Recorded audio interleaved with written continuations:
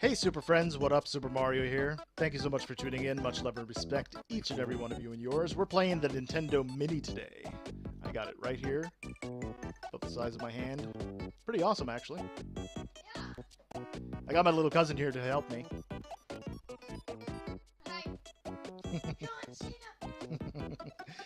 Alright, so we're going to go through all of these games, and I want you guys to pick one, and we're going to play it tomorrow on Thursday, the 20th of September, 2018, okay? So the first game we have is F-Zero. Very good racing game. I remember the first time I played it. I thought it was one of the best racing games, and then I played Mario Kart. So, Super Mario World, I remember this one distinctly. It was 1991-92, and we were at Canadian Tire. I saw this thing on display. I said, I am not leaving. I remember that. And every day from then on, I said, are we going to go to town to play? And I did that pretty much every day until they bought me a Super Nintendo. So, Secret of Mana was one of the first RPGs I ever played. And that's a pretty neat game. We can play that one if you guys want. And then, of course, there's Super Castlevania 4 by Konami. And I remember this one because I had 5 of my cousins in here in this very room. We had rented this thing from the local video store. And we got so scared we had to go outside to take a breather. The problem was it was dark and foggy, so it made us even more scared. So we came back inside to play the game. And one of my cousins, who's very hard to scare, she was petrified, okay? She knows who she is if she's watching this, okay?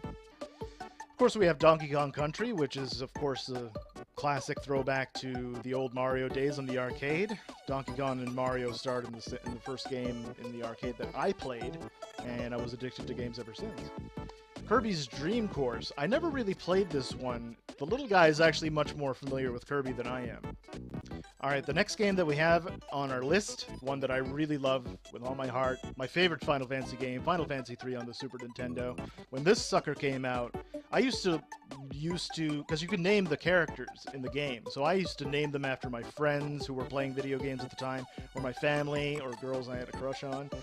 So yeah, it was pretty neat, and if you guys want to play that, we could actually name characters after people in the stream. I thought that would be a fun thing to do. Next up on our list, we have Super Mario Kart. Mario Kart, like I mentioned at the top with F-Zero, I loved F-Zero up until I played Mario Kart, and then I was addicted. You guys all know about the red shells, so I think this game needs no introduction.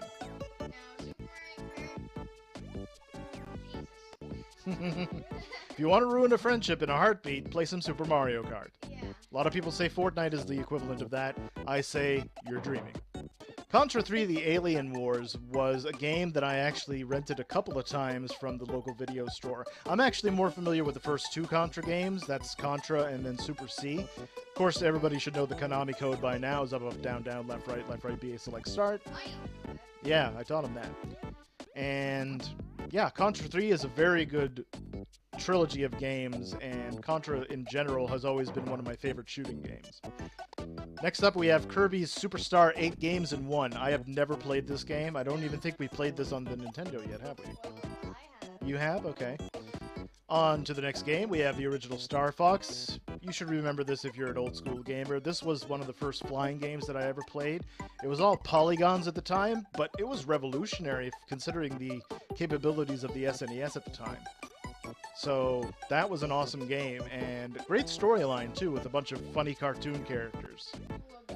Now, in order to unlock Star Fox 2, you have to beat the training stage in Stage 1, I believe, in this game.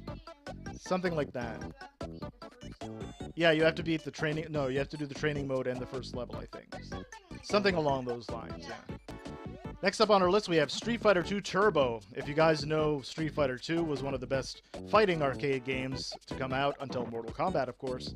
They came out roughly about the same time, but Street Fighter was a lot more animated and had to do a lot more with strategy, whereas Mortal Kombat was all about button combinations and stuff. This one has that too, but it's much more easy to pick up and play. And this is the Turbo edition, so everything is hyper accelerated. You have hyper fighting, you can select the same characters, all the boss characters are actually choosable in the fighting mode, so it's actually a pretty neat game.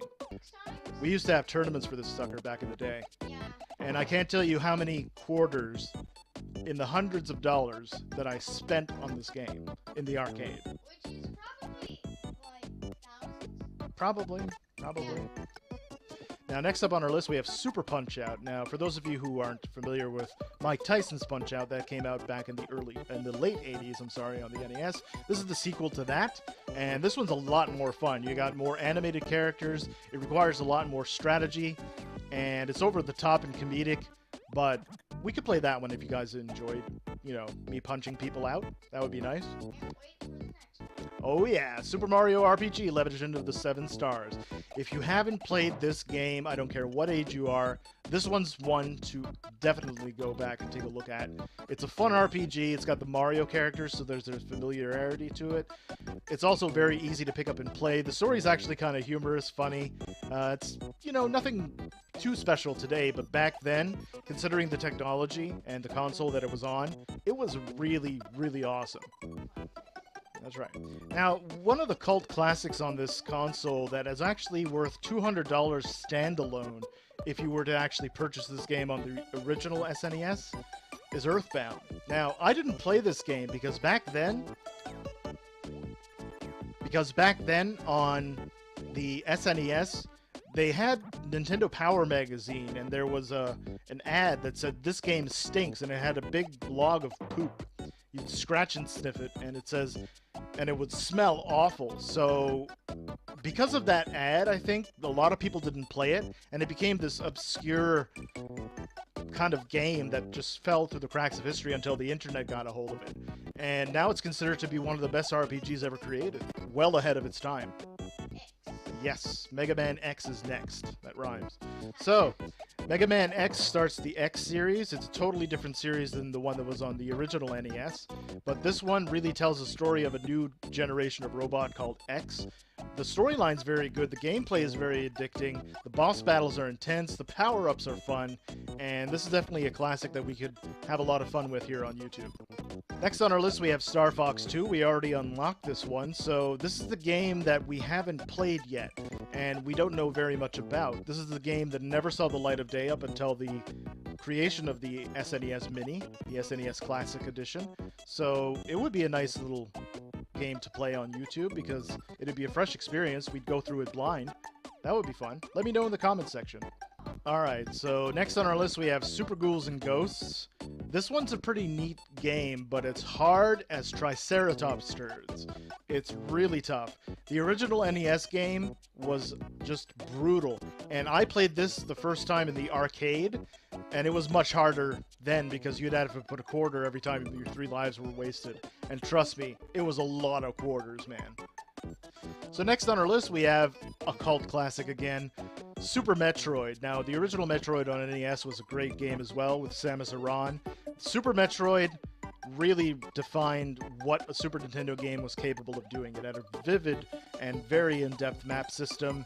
The power-ups were great, the level-ups were great, the boss battles were epic, huge-scale boss battles, and it's something that you can definitely go back to even after all these years and still be encapsulated by the beauty of it, the technical prowess of it. So yeah, we could always play that one. Again, comments down below if you want me to play some Super Metroid.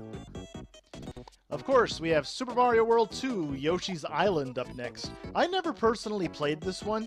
I played it over at a friend's house many years ago, but my brain is so foggy I can't remember the experience. So that would be another great playthrough if we were to go, go in blind and start a brand new playthrough on Throwback Thursday. Let me know in the comments section if you're a fan of Yoshi's Island and what your memories are for these games.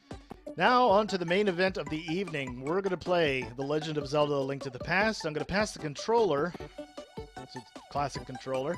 I'm going to pass it over to my little cousin. He's going to show us a neat little trick that you can do in The Legend of Zelda: A Link to the Past on SNES Mini. And this is a classic game, so we could easily just go through this, and I can go through the Dark World very simply. We could probably beat it in a session or two, but in either case, we're going to get right to the game, and he's going to show you this little trick that you can do at home. This is how to beat The Legend of Zelda in under 5 minutes. Alright, so we're going to start up the game here. Of course, you're going to get the help me, please help me. I am a prisoner in the dungeon of the castle. My name is Zelda. The wizard Agni has done something to the other missing girls. Now only I remain. Agnihim, I don't remember how to pronounce that name, has seized control of the castle and is now trying to open the 7 wise men's seal. I am in the dungeon of the castle. Please help me. Okay, so once you get past this little cutscene, glitch! I am going out for a while. I'll be back by morning. Don't leave the house. Of course you're going to leave the house. Why would you? You don't tell a kid to do that. Okay. So what you want to do, don't do anything in here. Go down. Okay. And then you want to go up. Fall down there, because this is the quickest way to the castle. Fall down there. Up to the castle. Over here. Yeah, up and over. Watch out for that guy. He's going to bully you. He's not going to do anything, but you don't want to get hit. That's the whole purpose here, is not to get hit. If you do, it'll mess up the glitch. Right. Open that hole. No, that is correct, yeah. Alright, so quickly you just go over to your dead uncle. He gives you the sword. Blah, blah, blah, blah, blah. Focus the B button. Blah, blah, blah, blah, blah. Save the princess. It's your... Yeah, okay. Now. Actually, no. It's once you do the... Right. Yeah, yeah, totally. Mm-hmm. Right. So, you want to try to avoid these soldiers coming out here as best you can. So, watch out for them. Watch out for that guy. Get into the castle. Get into the castle. There you go. Okay, here's where the glitch takes place. Go up the first set of stairs here. And you'll see there's a little opening there right next to a pot. Okay, jump down. Alright, so you're in midair. You just go save and quit. There you are. Exactly when you do it. Like, if As long as you're in midair. yeah, if you're in midair, Totally. touching the ground by 1 pixel, it's It- still not even work. No, it won't work. So, we reload the save file. Glitch! Okay, so now he's back over in the dark dungeon. Dungeon. So, Alright, do the same thing again. Yep. Now we're going back to the same area. No, you can't hit anything at this point. You cannot get hit from here on in. So avoid these soldiers like the plague. Okay, there we go. We're going in. Now we're going to the left set of stairs over here. Yeah, we're going to the left set of stairs. And then we're going in, left set of stairs, and then you hit the first door to your left. Okay, see that soldier over there? Yes. You're going to push on the wall from that point right there, okay? And tap on the wall. Okay? Yeah, there he comes. There he comes. Okay, now you're in the wall.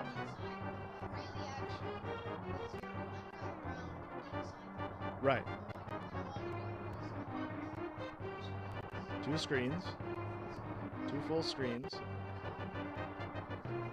Alright, you should be able to see your head on the bottom here, briefly. No. Yeah, you can see his head going down there. You want to make sure that you don't move a pixel up because you want to be able to stay in the wall.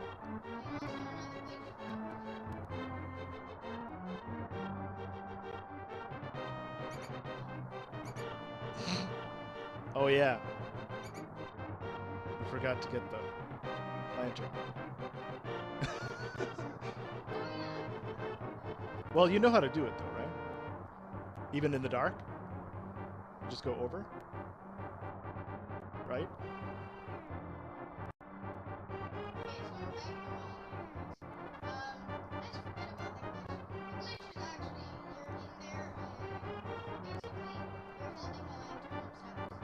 Yeah.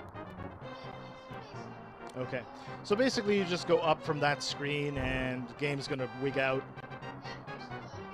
Okay, and then this should be Ganon right up here somewhere, right? After this screen, it's Ganon. Yeah. Bip, bip, bip, bip, bip, bip, bip, bip. You want to keep going up. There's Ganon. Yeah. There's Ganon again. And there you go. There you go. Now, Remember to like and subscribe, by the way, and make sure to hit me up in the comment section down below for which game you want me to play on the 20th of September 2018, and we'll play whatever game that you would like on the NES, on the SNES Mini. And make sure to like and subscribe. I first heard of Zelda back in '87. Straight infected my brain in class, I couldn't pay attention. Rap tapes and video games, my main obsession. Plus comic books formed the trinity, ain't no question. Stan Lee was the legend, seeing Keith walked on water. Rob Liefeld did that Levi's commercial. Talk went to Lens Odds and Ends every Saturday like clockwork to study Eric